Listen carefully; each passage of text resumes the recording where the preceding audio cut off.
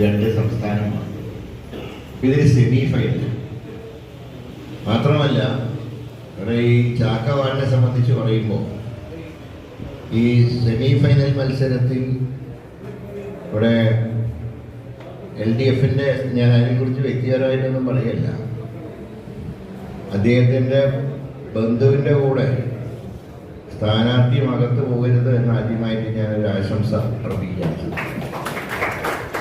ഈ വാർഡിനെ സംബന്ധിച്ച് പറയുമ്പോൾ കഴിഞ്ഞ കുറേ കാലങ്ങളായിട്ട് ഇടതുപക്ഷവും BJP എല്ലാവരും പ്രതിദാനം ചെയ്തിരുന്ന ഈ വാർഡിൽ ഒരു മാറ്റം നമുക്ക് ഉണ്ടാക്കണം. ആ മാറ്റത്തിലൂടെ നഗരസഭ മാറണം, ആ മാറ്റത്തിലൂടെ സംസ്ഥാനം മാറണം. അപ്പോൾ ഒരു വെടിക്ക് 2 പക്ഷി, നഗരസഭയുമാണ് സംസ്ഥാനവുമാണ്. ഈ കഴിഞ്ഞ 5 വർഷക്കാലത്തെ നഗരസഭാ ഭരണം, ആ ഭരണത്തിനെ കുറിച്ച് വിലയിരുത്തും. ഇതുപോലെ പരാജയപ്പെട്ടൊരു സംവിധാനം ഈ നഗരസഭയുടെ ചരിത്രത്തിലുണ്ടായിട്ടില്ല. 42 വർഷമായിട്ട് CPMന്റെ മേയറാണ് ഇവിടെ. പക്ഷേ ആ കാലഘട്ടങ്ങളെ എല്ലാം കവച്ചു വെച്ചുകൊണ്ട് ഭരണ പരാജയത്തിൻ്റെ പര്യായമായി നഗരസഭ മാറും.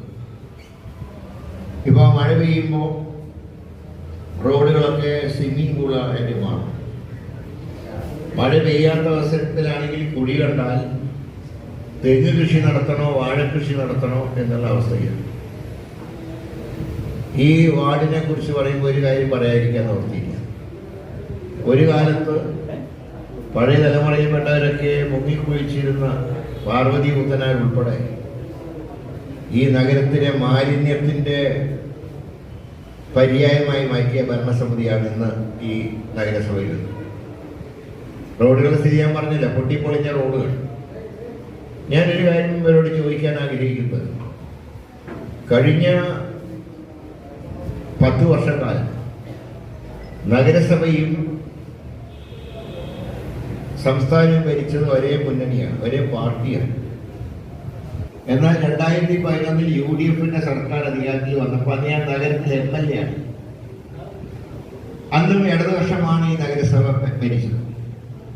എന്നാൽ ചരിത്രത്തിൽ ആദ്യമായി സംസ്ഥാന സർക്കാരിന്റെ പൊതുമരാമത്ത് വകുപ്പിന്റെ ഫണ്ടിൽ നിന്ന് 42 കോടി ചെലവഴിച്ച് ഈ നഗരത്തിലെ